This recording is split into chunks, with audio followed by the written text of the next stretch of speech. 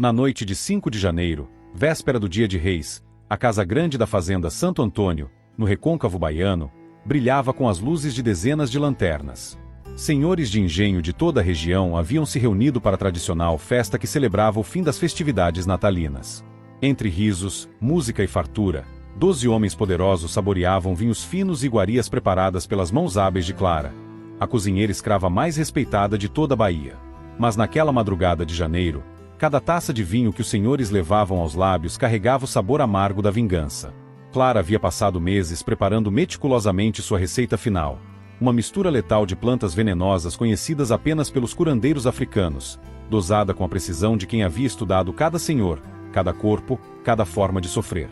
Quando o sol nasceu sobre os canaviais, 12 cadáveres jaziam espalhados pelo salão da casa grande. Clara havia cumprido sua promessa silenciosa: vingar cada açoite, cada humilhação, cada filho vendido, cada lágrima derramada por 3 décadas de cativeiro. A mulher que cozinhava para alimentar seus opressores havia se tornado a arquiteta da morte mais calculada da história da escravidão brasileira. Esta é a história real de como uma escrava transformou sua habilidade na cozinha numa arma letal contra o sistema que a escravizava. Ative as notificações porque vocês vão descobrir como Clara executou a vingança mais silenciosa e eficaz já registrada no Brasil colonial.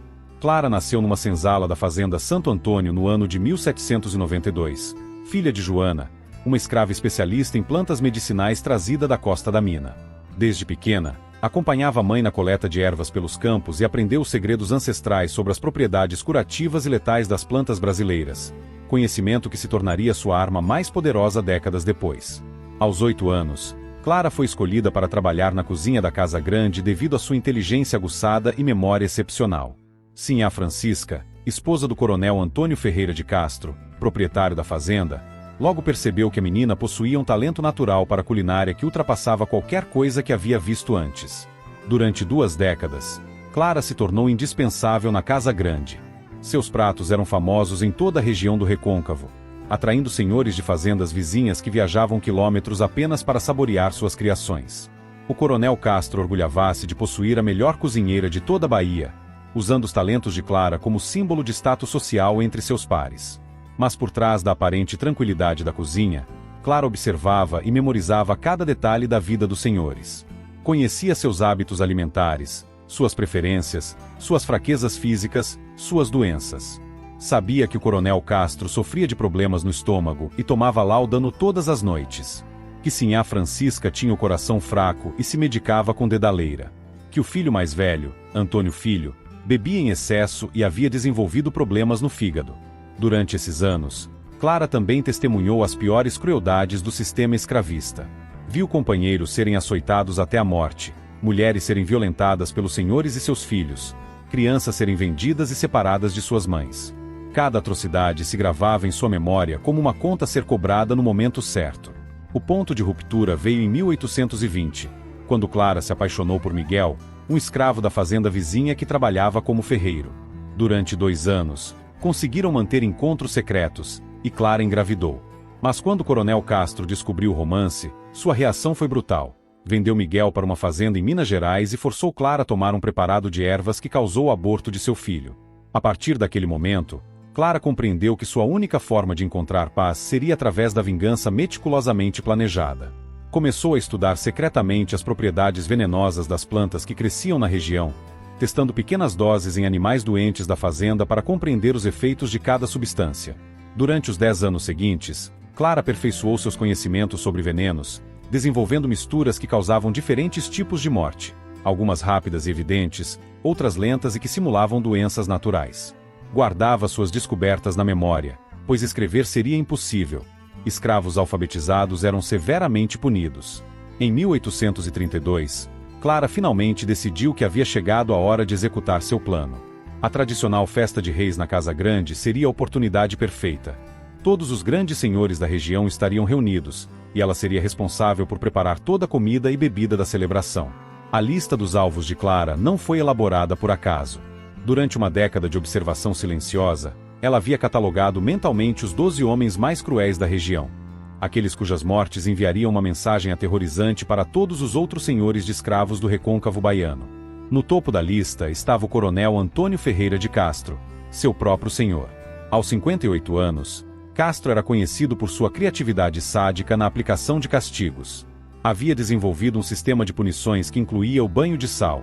Esfregava sal grosso nas feridas abertas por chicotadas para prolongar a agonia. Também praticava o casamento forçado, obrigando escravos a se relacionar sexualmente em público como forma de humilhação. O segundo alvo era o Major João Batista de Oliveira, dono da fazenda São José. Oliveira havia criado o que chamava de escola de disciplina, um barracão onde escravos considerados problemáticos eram submetidos a torturas refinadas que incluíam queimaduras com ferro quente e mutilações deliberadas. Clara havia presenciado pessoalmente algumas dessas sessões quando levava comida para os torturados. O capitão Francisco Mendes da Silva, proprietário da fazenda Santa Clara, era o terceiro nome da lista. Silva havia se especializado em separar famílias escravas, vendendo propositalmente filhos para fazendas distantes apenas para observar o sofrimento das mães. Mantinha um registro detalhado de quantas famílias havia destruído, tratando a separação de pais e filhos como um jogo estatístico. Entre os outros alvos estavam o coronel José Maria Pereira, que marcava escravos fugitivos com ferro em brasa no rosto, o major Antônio Carlos dos Santos, que havia desenvolvido chicotes com vidro moído nas pontas, e o capitão Manuel de Souza Ribeiro, conhecido por estuprar sistematicamente escravas jovens e depois vendê-las quando engravidavam. Clara conhecia intimamente os hábitos alimentares de cada um desses homens.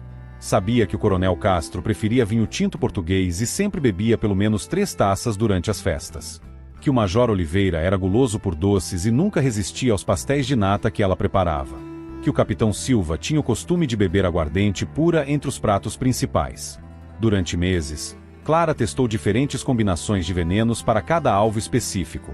Para homens mais robustos como o coronel Castro, preparou uma mistura mais concentrada baseada em semente de mamona e raiz de mandioca brava. Para aqueles com problemas de saúde preexistentes, como o Major Santos que sofria do coração, desenvolveu preparados que acelerariam suas condições médicas até o ponto fatal. A genialidade do plano residia na sua simplicidade. Cada senhor receberia exatamente o veneno adequado ao seu organismo, dosado para causar sintomas que pareceriam morte natural ou, no máximo, intoxicação alimentar coletiva. Clara calculou que levaria pelo menos uma semana para que as autoridades suspeitassem de envenenamento deliberado, tempo suficiente para que ela já tivesse desaparecido na imensidão dos quilombos da Chapada Diamantina. Para executar o plano, Clara contou com a ajuda de outros 3 escravos da fazenda: João, que trabalhava servindo as mesas durante as festas; Maria, responsável pela limpeza e que conhecia os hábitos de cada convidado; e Pedro, um jovem escravo que ajudava na cozinha e seria fundamental para distribuir os pratos envenenados para as pessoas certas. 2 dias antes da festa, Clara iniciou os preparativos finais. Coletou as plantas venenosas necessárias durante suas caminhadas habituais para buscar temperos na mata. Preparou as misturas letais na calada da noite, usando panelas pequenas escondidas no porão da casa grande. Cada preparado foi testado uma última vez em ratos capturados no celeiro, para garantir a dosagem exata. Na véspera da festa de Reis, Clara finalmente estava pronta para executar a vingança que planejara durante uma década. Os 12 homens mais cruéis da região passariam sua última noite em terra, sem imaginar que estavam prestes a ser julgados e executados pela justiça silenciosa de uma mulher que eles consideravam apenas uma propriedade. 5 de janeiro de 1833, 6 horas da manhã. Clara acordou antes do nascer do sol, como fazia todos os dias há mais de 2 décadas. Mas aquela manhã seria diferente de todas as outras. Seria o dia em que ela transformaria suas habilidades culinárias numa sentença de morte para 12 homens que haviam feito de sua vida um inferno. A cozinha da casa grande fervilhava de atividade. Além de Clara, outros 6 escravos trabalhavam na preparação do banquete que receberia mais de 50 convidados.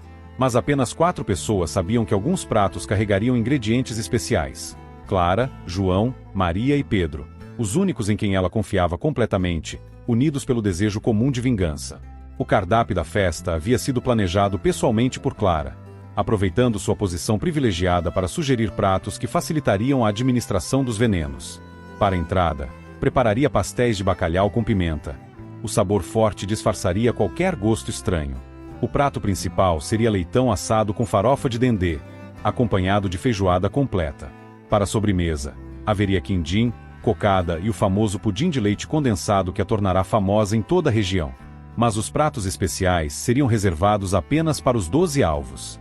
Clara havia desenvolvido versões personalizadas de cada iguaria, incorporando venenos específicos para cada convidado. o coronel Castro receberia vinho tinto adocicado com mel e raiz de